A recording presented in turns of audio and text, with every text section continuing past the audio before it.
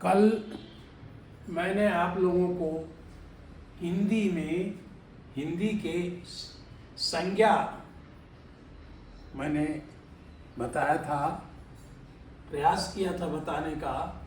एक शब्द मुझे छूटा था। संज्ञा को इंग्लिश में क्या कहते हैं? इंग्लिश में उसे नाउन कहते हैं, नाउन। और इसके बाद आता है सर्वनाम। सर्वनाम क्या है? सर्व माने सभी का नाम है। सर्वनाम जो सारे नामों के स्थान पर, चाहे व्यक्ति, वस्तु, स्थान, भावना, सबके स्थान पर हम जिसका प्रयोग कर सकते हैं उसे सर्वनाम कहते हैं। यही आपने प्रोनाउन है। प्रोनाउन, नाउन की जगह जो यूज होता है वो प्रोनाउन है। अब आप ये बात सोच सकते हैं कि ये सर्वनाम क्यों प्रयोग किया जाता है। तो सर्वनाम दो कारण से मेरे अनुसार प्रयोग किया जा सकता है। एक तो आसानी के कारण, दूसरा सुंदरता के लिए। लेकिन सबसे ज़्यादा इसमें सुंदरता है। सेंटेंस को, वाक्य को कहने के लिए, सुनने के लिए, और इसे सुंदर हो जाता है, सभी सुंदर बनाता है। सर्वनाम इसे सुंदर बनाता है। जैसे मैं कहूँ कि मेरी बेटी वान्या पढ़ने जाती है। मेरी बेटी वान्या विद्यालय में पढ़ने जाती है। वान्या स्कूल में पढ़ती है। वान्या अपनी सहेली हिया के साथ खेलती है।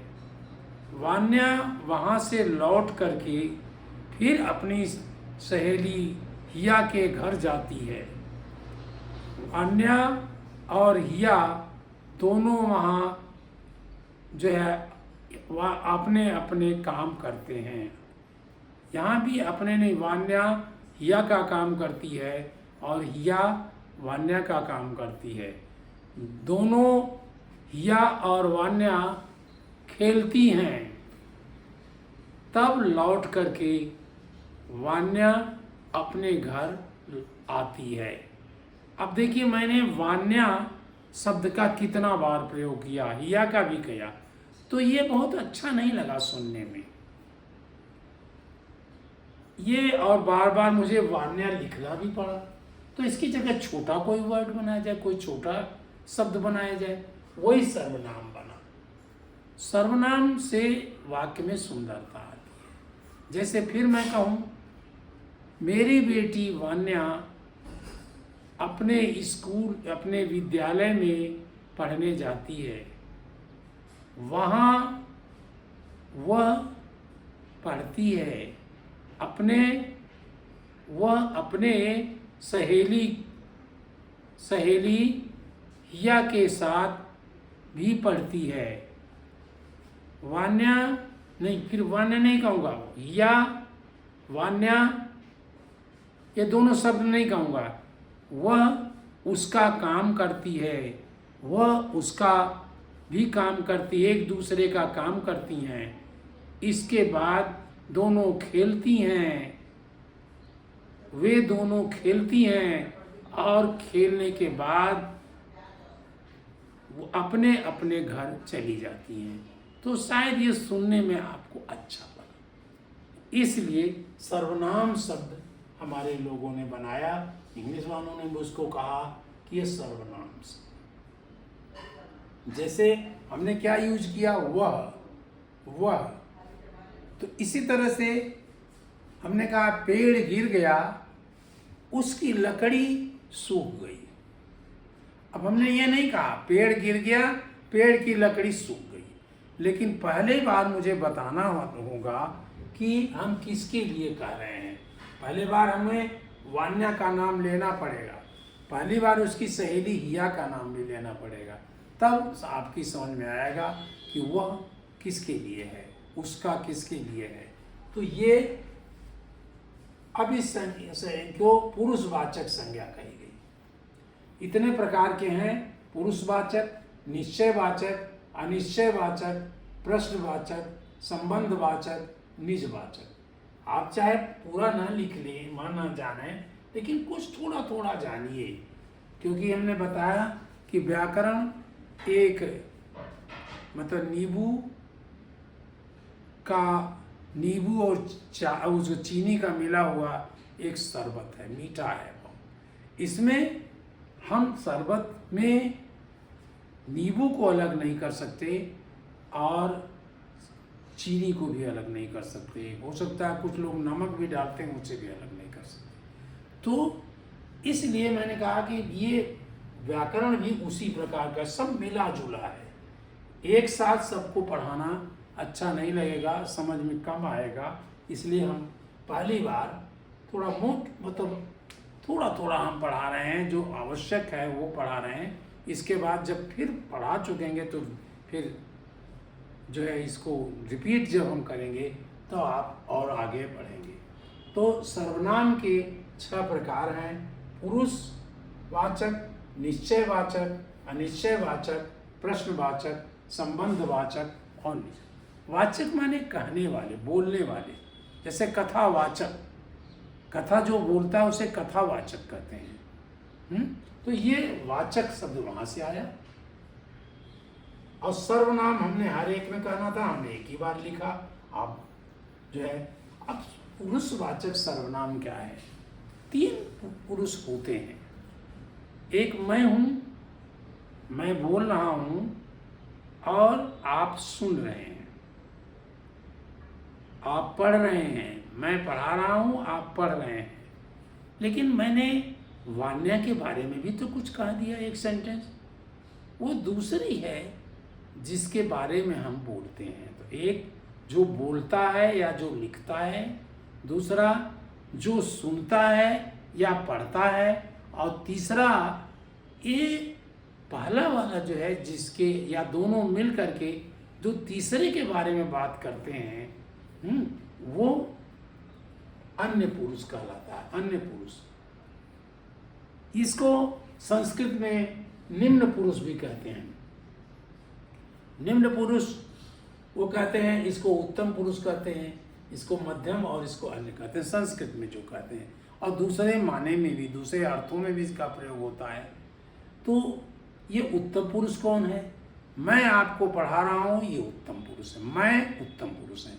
हम पढ़ रहे हैं, हम अपने घर में रहते हैं, ये हम उत्तम पुरुष हैं। और आप पढ़ रहे हैं, आप सब पढ़ रहे हैं, आपने पढ़ा, तुमने पढ़ा, तुम सोच रहे हो, तुम गलती कर रहे हो, ये तुम, ये सब जो है मध्यम पुरुष है। जो सुनता है वो मध्यम पुरुष है। और अन्य पुरुष वो है जिसके बारे में कहा जाता है। मैंने बताया था कि हिंदी का व्याकरण क्या होता है। हिंदी का व्याकरण बहुत अच्छा होता है, तुमने सुना था ना। तो ये मैं जो है वहाँ पर उत्तम पुरुष है, तुमने जो कह दिया वो मध्यम पुरुष है, और व्याकरण जो है वो अन्य पुरुष भी है। अन्य पुरुष वहाँ पर है। तो ये हमारा जो है, अब ये पुरुषवाचक हो गया। दूसरा निश्चयवाचक, जो निश्चय कहता है कि ये होना है, ये काम। निश्चयवाचक सर्वनाम वो हैं जो कहता है कि वस्तु, घटना और कर्म के लिए प्रयुक्त होने वाले सर्वनाम निश्चयवाचक होते हैं। जैसे यह, वे, ये भी निश्चयवाचक हैं। और अनिश्चयवाचक कौन से हैं?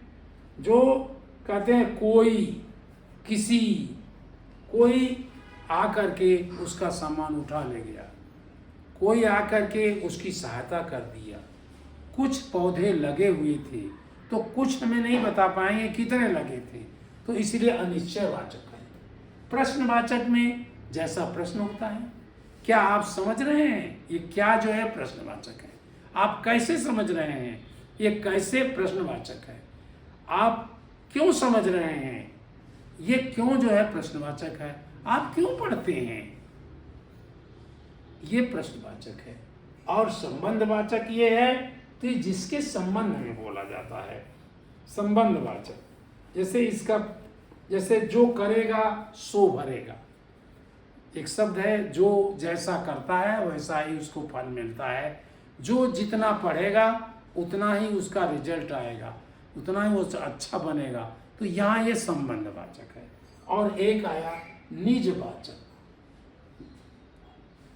अपने अपने, मैंने कह दिया मैंने अपना काम स्वयं किया, तो अपना निश्चित। ये निजवाचक वास्तव में है पुरुषवाचक ही, लेकिन उसको कुछ लोगों ने अलग अलग बना दिया, तो हमने निजवाचक दिया। आप निजवाचक लेकर पुरुषवाचक भी कह देंगे तो मेरी समझ से गलती नहीं होगी। तो निजवाचक ये सर्वनाम है।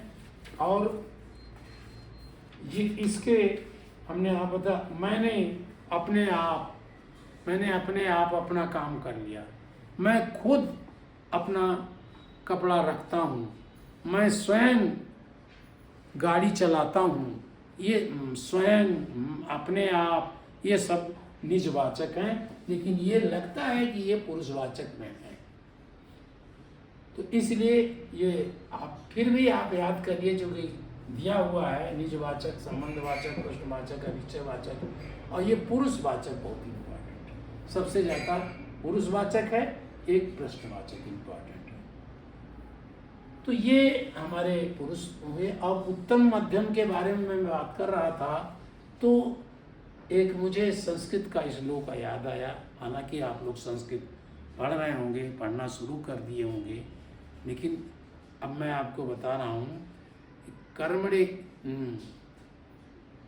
प्रारब्धतेन खलु विघ्न भयेन नीचैः। महान नन्हे पुरुष को नीच कह दिया। प्रारब्धतेन खलु विघ्न भयेन नीचैः, जो निम्न पुरुष है वो अच्छा पुरुष नहीं है, वो किसी कार्य को प्रारंभ ही नहीं करता है। प्रारब्ध विघ्नविहिता विरमन्ति मध्या, जो मध्यम पुरुष है वो प्रारंभ तो काम को कर देता है, लेकिन छोड़ करके चला जाता है। अगर कोई समस्या आती है छोड़ करके भाग जाता है वो। लेकिन विघ्नै पुनर्पुनरपि प्रतिहन्यमाना प्रारंभम उत्तम जना न परित्यजन्ति। जो उत्तम पुरुष है वो जो कार्य प्रारंभ करता है वो उसे समाप्त करके फल उसका मिलने के बाद ही, चाहे सफल हो या असफल हो, ये निश्चय रूप से नहीं कहा जा सकता, लेकिन उत्तम पुरुष ज़्यादातर सफल होते हैं, हम उत्तम पुरुष उसको कहते हैं। लेकिन यहाँ पर उत्तम मध्यम दूसरे अर्थ में प्रयोग है। लेकिन वो कविता मैंने इसलिए सुनाई, वो श्लोक इसलिए सुनाया कि आपने पढ़ना यदि प्रारंभ कर दिया है, कुछ लोग अभी पढ़ ही नहीं रहे होंगे, कहते हैं कि मैं बाद में पढ़ लूँगा, तो वो निम्न पुरुष हैं। और जो कहता है कि चलिए शुरू कर देते हैं, पढ़ता है और थोड़ा जब समझ में नहीं आती है तो कहता है यार अब नहीं पढ़ूंगा, इसको बाद में पढ़ूंगा, तो वो फिर मध्यम पुरुष है। शुरू तो कर दिया था उसने, इसलिए मध्यम पुरुष है। और उत्तम पुरुष क्या है, वो कहता ही नहीं मुझे तो पढ़ना है, तो निश्चित रूप से वो पढ़ता जाता है, समझता जाता है, और उसे हम उत्तम पुरुष कहते हैं। तो आप उत्तम पुरुष बनिए। मैं इस सर्वनाम में नहीं कह रहा हूँ, आप अच्छे व्यक्ति बनिए, ताकि आप और लगे रहिए पढ़ने में, ताकि आपको उसका फल मिले, आप सफल हो जाएंगे, आप निश्चित रूप से टॉप करेंगे और आप अच्छी सेवाओं में जाएंगे। ये मत सोचिए कि आप कहाँ के हैं, कैसे हैं, किस घर के हैं, ये मत सोचिए। सब एक से हैं। भगवान ने सारे जीव को, गॉड ने, ईसा ने, अल्लाह ने सबको एक सा बनाया है। सबके ही 2 हाथ हैं, सबके ही 10 उंगलियां हैं, सबका ही एक सर है, सबके ही 2 आँख हैं, सबके ही एक नाक उसी तरह की है, ये सबके पैर हैं। ऐसा कुछ नहीं है जिसमें अलग अलग हो, रंग अलग है, उसका थोड़ा रूप अलग है, ये सब चीज़ें अलग हैं, लेकिन ये नहीं तो वो सर्वनाम इसको पचाता है। इसलिए आप आगे पढ़िए और सर्वनाम वह है जो संज्ञा के स्थान पर प्रयोग किया जाता है। जैसे मैंने कहा, वान्या अपने विद्यालय जाती है। मेरी बेटी वान्या, अब हमने मेरी शब्द भी हमारे पुरुषवाचक आ गए। मेरी बेटी वान्या विद्यालय जाती है। वह, अब वह शब्द यहाँ आया, ये भी पुरुषवाचक लेकिन मध्यम में आ गई, अन्य पुरुष में आ गई। वह, आप मध्यम पुरुष हैं।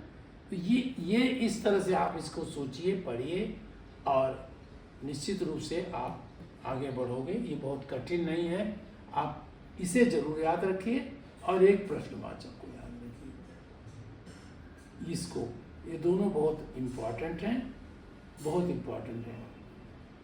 वो अपने आप पढ़ता है, ये संबंध है, लेकिन आपको ये ज़्यादा याद रखिए। बाद में जब हम लोग लौट के इसको फिर रिपीट करेंगे तब हम इस पर ज़्यादा डिस्कशन करेंगे। अभी बस इतना ही। थैंक यू, बहुत बहुत धन्यवाद।